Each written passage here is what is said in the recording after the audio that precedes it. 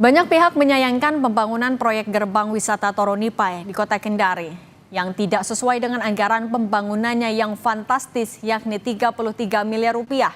Kita kupas bersama Muhammad Abbas dari Forum Penyuluh Anti Korupsi Sulawesi Tenggara sekaligus akademisi Universitas Halu Oleo Kendari. Selamat petang Pak Abbas.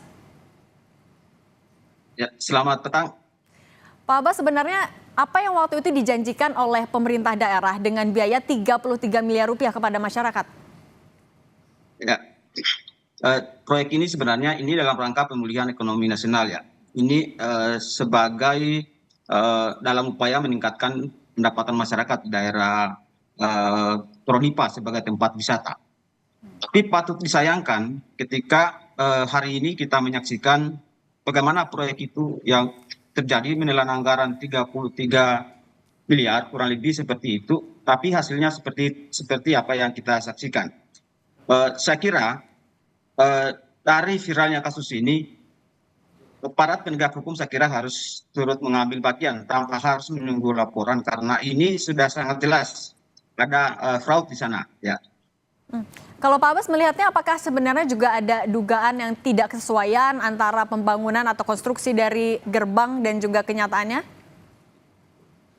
Ya, kalau kita lihat, saya kira dugaan korupsinya itu sangat jelas ya, sangat jelas di sana.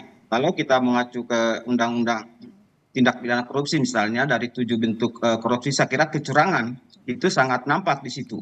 Dan ini saya kira pasti melibatkan banyak pihak ya. Pasti melibatkan banyak pihak, terutama juga kontraktor. Kalau kita lihat hasilnya seperti itu, sebenarnya proyek ini sudah cacat sejak lahir ya, mulai dari perencanaan saya kira hingga pada pengawasan. Kita saya kira menyaksikan misalnya bagaimana hasil korupsi di sektor pinjaman dana PEN ini. Ini bukan hanya terjadi di Sulawesi Tenggara saya kira, tapi di seluruh Indonesia. Oleh karena itu saya kira ini perlu mendapat perhatian khusus ya dari aparat penegak hukum supaya kasus-kasus seperti ini tidak terus-menerus terjadi. Dan itu kelihatannya para birokrasi kita ini perlu penguatan ya. Oke, tapi Pak Abbas kalau Anda melihatnya sebenarnya apa yang harus dilakukan oleh PJ Gubernur sebagai bentuk pertanggungjawaban juga kepada masyarakat? Auditnya harus seperti apa? Ya, saya kira PJ Gubernur sebaiknya dilakukan audit investigasi. Kalau perlu dilakukan audit dengan tujuan khusus. Karena ini sudah jelas ya, unsur korupsinya sangat jelas. Jangan lagi misalnya meminta apik ya.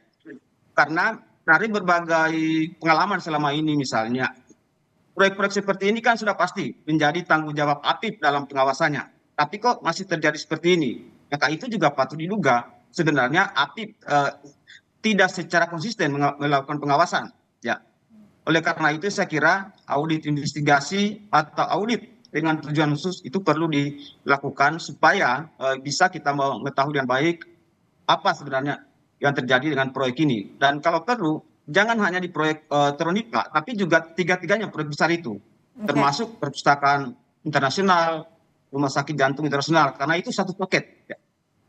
Apalagi proyek ini itu dananya dari pinjaman yang harus ditanggung oleh masyarakat Sulawesi Tenggara.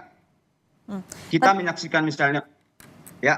Pak Abbas, tapi kalau yang sejauh yang Anda tahu untuk pembangunan gerbang ini sendiri saat tendernya dilakukan sesuai proses, sesuai dengan aturan?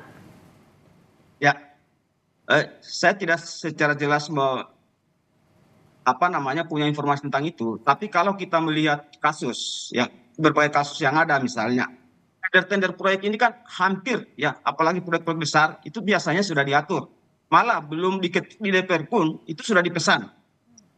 Dan di situ temuan diperkuat juga dengan temuan KPK misalnya. Bagaimana di pengadaan jasa dan barang itu menjadi salah satu ya kasus korupsi yang paling besar ditangani oleh KPK. Dan itu saya kira masalahnya memang terjadi sejak perencanaan hingga pada saat pengawasan. Coba misalnya kita mendengar bagaimana sebuah proyek besar misalnya belum disetujui di DPR, tapi pemenangnya sudah diketahui. Pemenangnya sudah jelas. Dan itu terjadi di mana-mana saya kira, apalagi di Sulawesi Tenggara, di mana transparansi dan akuntabilitas itu sangat lemah. Oke, baik. Pak Abbas, terima kasih sudah berbagi di Kompas Petang. Sehat selalu, Pak Abbas. Terima kasih.